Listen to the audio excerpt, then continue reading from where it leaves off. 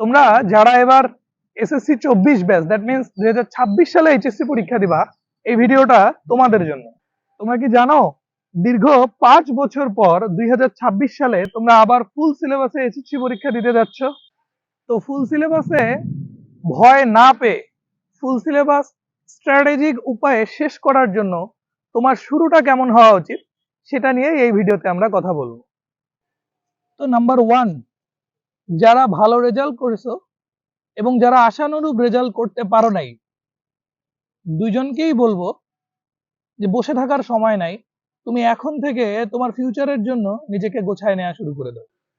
তো নিজেকে প্রিপেয়ার করার ক্ষেত্রে তোমার প্রথম যেটা কাজ হতে পারে, ফার্স্ট তুমি ডিসিশন নাও, তুমি আইদার সায়েন্স থেকে এইচএসসি পরীক্ষা দিবা অর তুমি গ্রুপ চেঞ্জ করবা, এন্ড দেন তুমি তোমার নিজ জেলা থেকে এইচএসসি পরীক্ষা দিতে যাও নাকি বাইরে থেকে পরীক্ষা দিতে যাও এটা ডিসাইড করে ফেলো। তবে আমার মনে হয় এইচএসসি পরীক্ষাটা নিজ জেলা থেকে দেয়াই ভালো।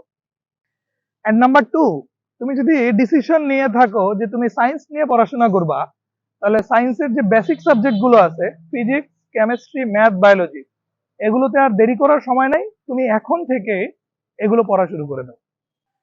তো নাম্বার 3, যারা ভালো রেজাল্ট করছো তারা এটা ভাইবো না যে এসএসসি তে তুমি যেভাবে পড়াশোনা করে, যতটুকু পড়াশোনা করে ভালো রেজাল্ট করতে পারছো, ইন্টারেও তুমি ঠিক ততখানি পড়াশোনা করে ভালো রেজাল্ট করতে পারবা। দেখো, যদি কম্পেয়ার করা হয় তাহলে এসএসসি সিলেবাস যদি হয় পুকুর, তাহলে এইচএসসি সিলেবাস কিন্তু মহাসাগর।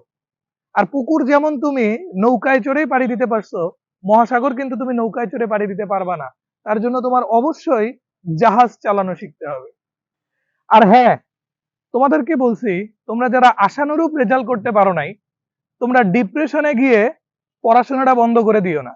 দেখো, তুমি ডিপ্রেশনে পড়াশোনা বন্ধ করে দিলে যারা ভালো রেজাল্ট করছে তাদের সাথে তো তুমি কখনো একসাথে হতেই পারবা না, আর তাদের ওভারটেক করার কথা তো বাদই দিলাম।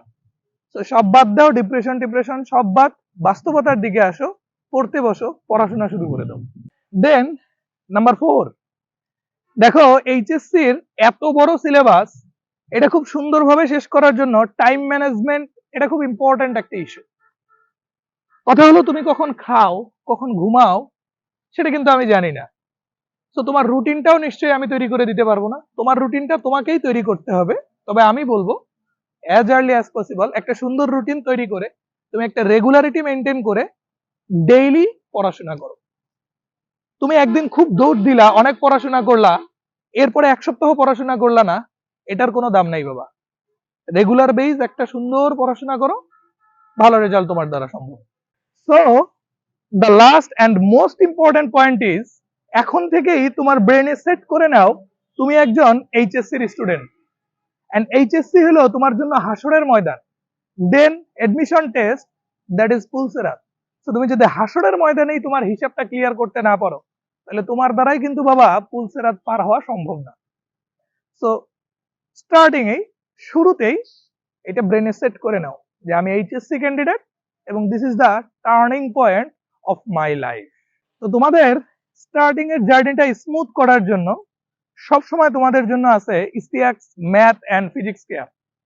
আমরা অলরেডি আমাদের 3টা এইচএসসি 26 এর অফলাইন ব্যাচ স্টার্ট করে দিছি। তো আমাদের নেক্সট আপডেট গুলো পাওয়ার জন্য সবসময় আমাদের সাথে অনলাইনে কানেক্টেড থাকো।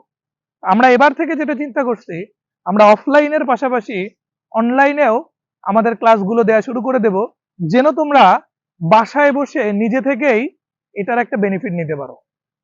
ঠিক আছে, সবাই ভালো থাকো, আল্লাহ হাফেজ।